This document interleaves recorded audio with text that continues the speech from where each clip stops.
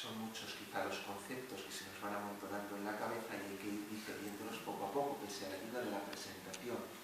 Recuerdo que en una ocasión me contaban que dos señoras salían de una conferencia en la Gregoriana, que salían muy contentas las dos, habían escuchado al teólogo Karl Rahner y comentaban por allí, por las cercanías de la Gregoriana, qué grande hay que ver, qué grande es nuestra religión, que se puede hablar de ella con palabras que nadie entienda. Claro, la grandeza de nuestra religión no radica precisamente en esto. Yo estoy intentando que sin perder un cierto nivel teológico, pues las palabras se entiendan. No salgan ustedes como aquellas dos señoras de la Universidad Gregoriana. Bien, el misterio, llegamos al punto titulado El misterio orante de la Iglesia confiado a los monjes. El ministerio orante. Con esta base teológica de nuestra oración como respuesta, y desde aquí se entiende y se clarifica mucho el sentido de lo que es la oración cristiana, que es respuesta a una iniciativa de Dios que nos ha manifestado su intimidad y su vida y nos la ha ofrecido. Llegamos a la idea fundamental que deseo exponeros, la liturgia benedictina, ministerio de amor de la Iglesia orante. En la Iglesia son numerosos los carismas y los ministerios, lo sabemos muy bien. Sería imposible enumerar aquí todas las formas de servicio de que la Iglesia, con enorme creatividad, ha desplegado a lo largo de los siglos y continúa desplegando hoy.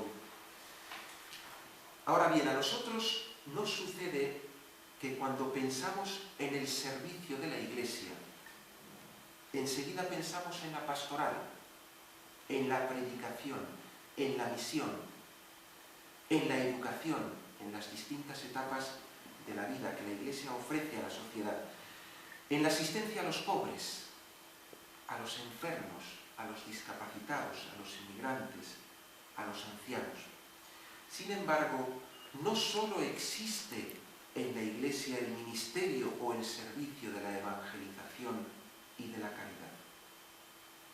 A la luz de lo que hemos expuesto aquí, vemos que también hay un ministerio de respuesta a Dios, un ministerio de agradecimiento por sus dones, un ministerio de meditación constante de su palabra, un ministerio de súplica, de intercesión por las necesidades de la humanidad entera.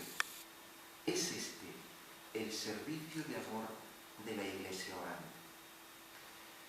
Este ministerio que la Iglesia ejerce constantemente, lo confía y en ciertos casos lo prescribe a algunas de sus comunidades y de sus fieles. Lo confía de una manera especial a los monjes y a las monjas, a las comunidades contemplativas. Un liturgista benedictino se refería a él diciendo que en medio de un mundo hostil e indiferente, la comunidad monástica que se reúne para orar refuerza su relación con Dios y con los hombres y mantiene firme su comunión con los hermanos en los vínculos sobrenaturales, porque se ora en comunión, oran unos por otros, se intercede por el mundo.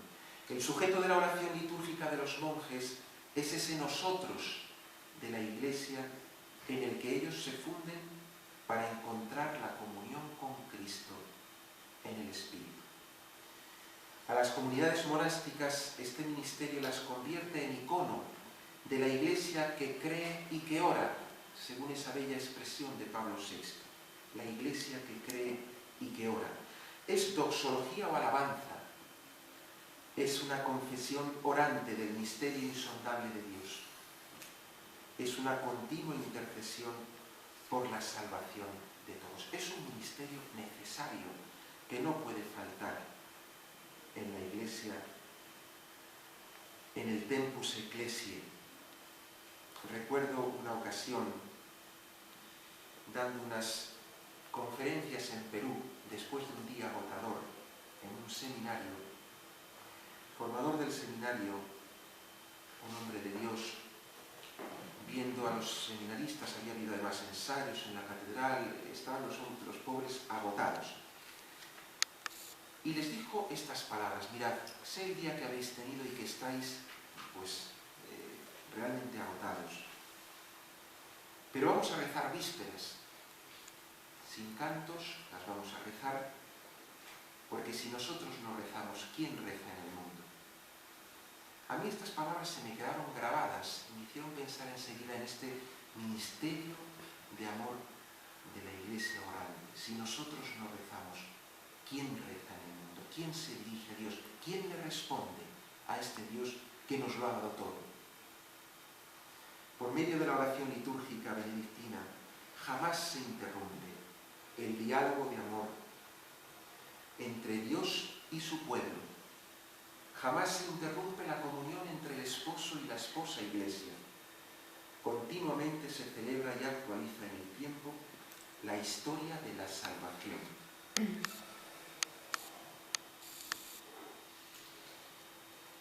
¿Cuáles son las dimensiones esenciales de este ministerio ejercido con amor por los monjes en el corazón de la Iglesia? En primer lugar, se trata de una oración con dinamismo y con sabor trinitario. La plegaria cristiana implica siempre una acción de la Trinidad. Es el diálogo del Padre con sus hijos, por Cristo en el Espíritu. Y es la respuesta que en el Espíritu, por Cristo, el pueblo sacerdotal ofrece a su Dios. Podríamos decir que mientras ora la Iglesia, obra la Trinidad. La Trinidad actúa, porque el Padre habla y recibe la alabanza. En los labios de la Iglesia florece ese tú filial, que con audacia y confianza los hijos pueden decir al Dios Altísimo. La oración litúrgica nos hace descubrir y actualizar nuestra conciencia bautismal. Nos hace actualizar la filiación divina y activa los sentimientos de intimidad, de confianza, de obediencia, de docilidad que nos unen con el Padre. Obra la Trinidad porque Cristo está en medio de la comunidad orante y es su revelador y mediador. De hecho, Jesús, como Hijo amadísimo, nos revela su intimidad dialogante con el Padre, y no solo eso, también nos habilita a orar como Él oró en los días de su vida mortal. La plegaria litúrgica de los monjes y también de los cristianos es la continuidad mistérica de la oración de Jesús. La oración aprendida en el seno del Padre, que se completa con la aprendida en las rodillas de María de Nazaret. En esta perspectiva es preciosa la síntesis sobre la oración de Jesús que traza un documento introductorio a la liturgia de las horas, la ordenación general de la liturgia de las horas, en el número 4, donde se afirma que la actividad de Cristo, su actividad cotidiana, estaba tan unida con la oración que incluso aparece fluyendo de la misma. La actividad de Cristo brota de su oración, de su diálogo íntimo con el Padre. Es decir, la labor evangelizadora de Cristo nace de su intensa oración, una oración asidua, diaria. Jesús pasa noches en vela orando, Jesús se retira a lugares apartados porque necesita orar. Con una pincelada de denso valor teológico se sintetiza así en este número 4.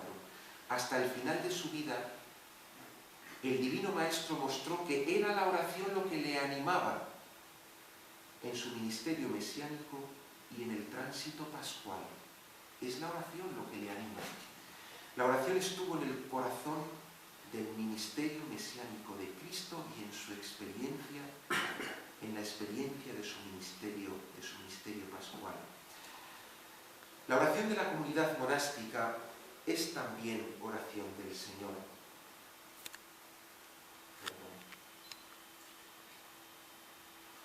Del Señor que ora por nosotros como sacerdote nuestro que ora en nosotros por ser nuestra cabeza y que es invocado por nosotros como